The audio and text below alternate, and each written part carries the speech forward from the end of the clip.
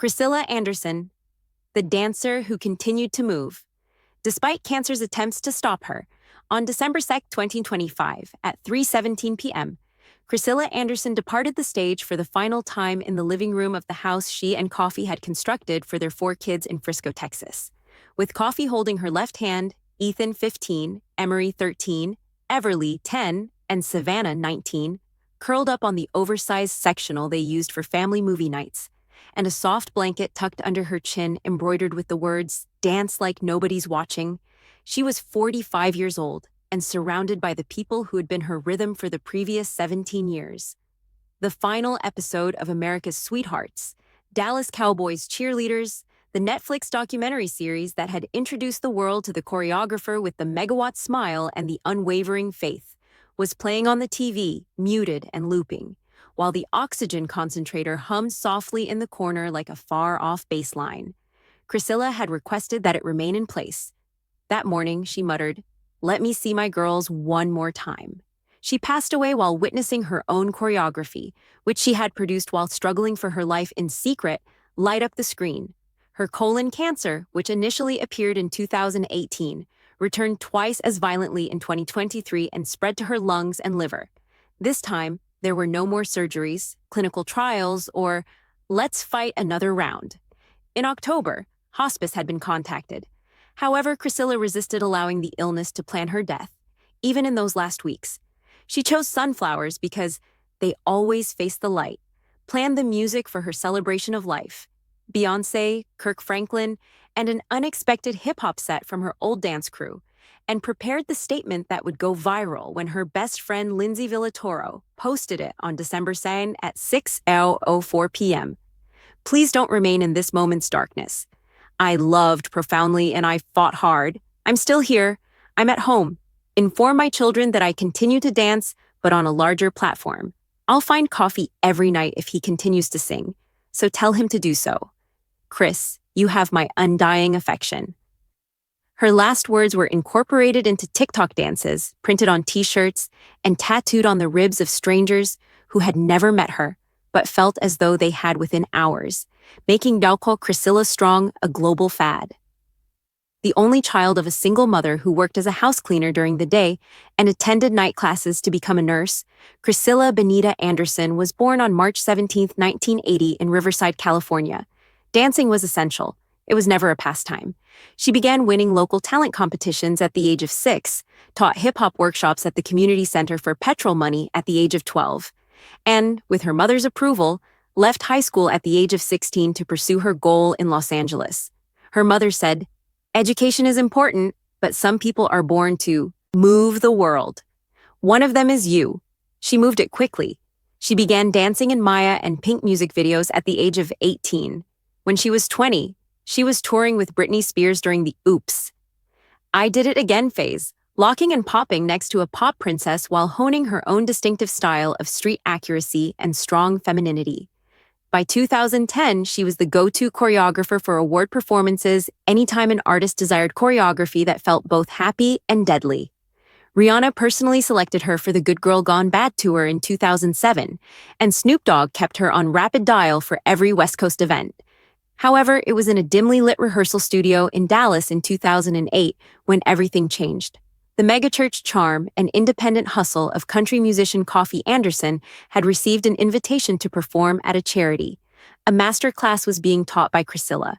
She watched from the mirrors as he sang, "Better Today." When the final note faded, he approached her directly and said, "I don't know if you believe in love at first sight, but I just fell in love with my future wife." "Boy, you better be able to keep up," she replied, rolling her eyes and laughing. He proved he could during the course of the following year. On July 11, 2009, they were married in a sunflower field ceremony outside of Dallas. Criscilla was wearing a custom gown with a 20-foot train, and Coffey was wearing cowboy boots. She refused to bustle since dancers don't bustle. At 6 years old, Savannah, her daughter from a teenage relationship, was the flower girl. Everly arrived in 2015, Emery in 2012, and Ethan in 2010. The 6-member family became the focal point of the 2020 Netflix reality series Country Ever After, which told the story of a hip-hop dancer from Riverside who married a country musician from Bangs, Texas, and came to the conclusion that love transcended genre. The show was meant to be lighthearted, featuring children, music, religion, and amusing cultural confrontations. Then came the unexpected colonoscopy in 2018. With the exception of sporadic bloating, which she attributed to her diet, Criscilla was 38 years old, healthy, and had no family history. Colon cancer in stage 3. The cameras continued to record. Bald is beautiful if it means I get to see my babies grow up, Criscilla said with a tearful grin, as season 1 concluded with Coffey shaving her head in the bathroom, while the children sobbed in the hallway. She overcame it. Ostomy bag for 18 months, chemotherapy, surgery, and then reversal.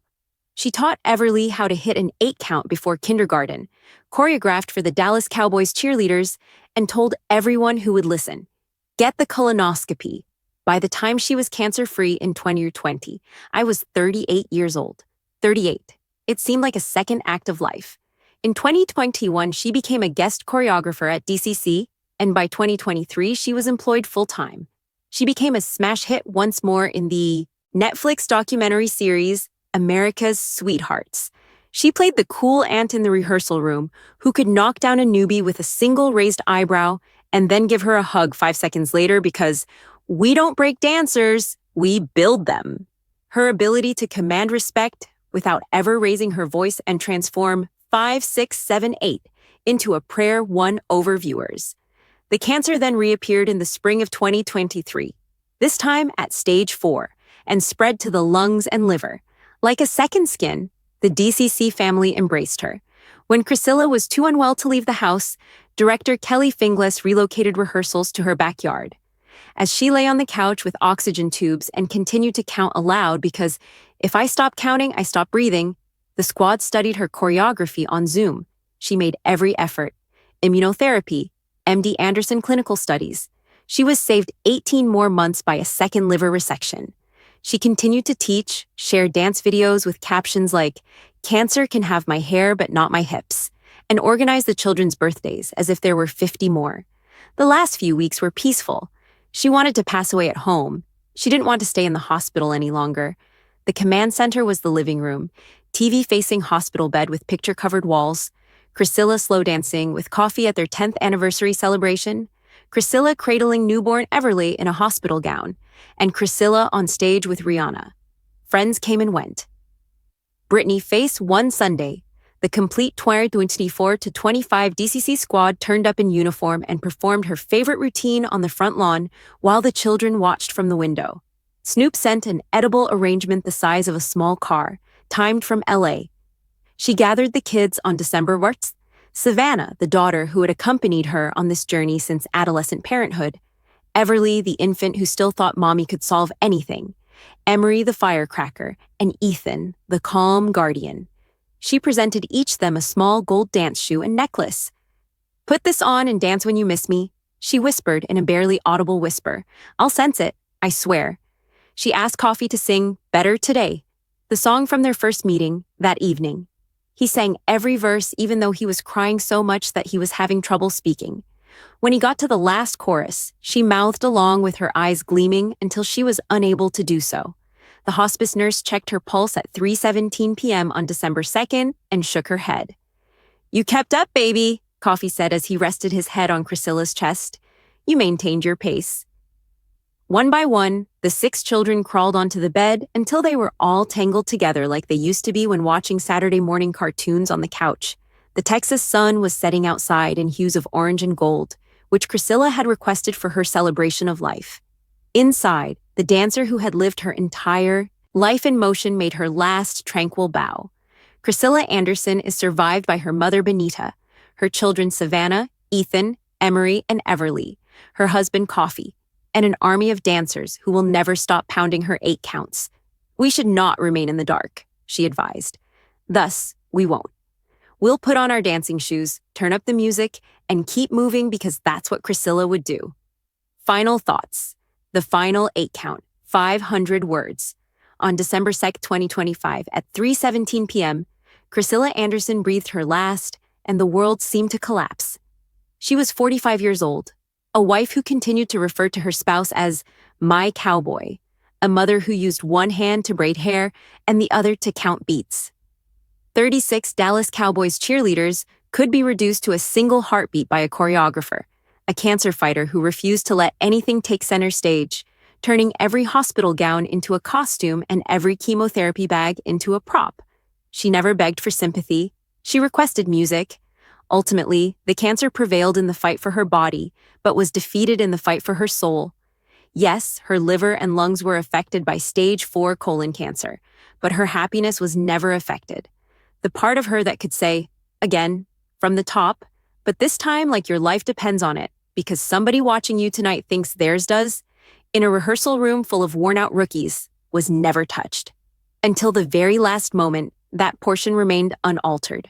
Frisco's living room, with its hospital bed tilted towards the TV, walls covered in memories, and oxygen buzzing like a gentle kick drum, had turned into her last stage. Coffey sung to her till his voice failed. "You taught me how to be a mum before I even knew I'd need it," said Savannah, who was 19 and suddenly the oldest person in the room, as she grasped her hand. "I'm gonna make you proud, Mama," remarked 15-year-old Ethan, who was making a great effort to be strong, as he rested his head on her shoulder. 13-year-old Emery, who was almost 30, vowed to continue dancing, even when it hurts.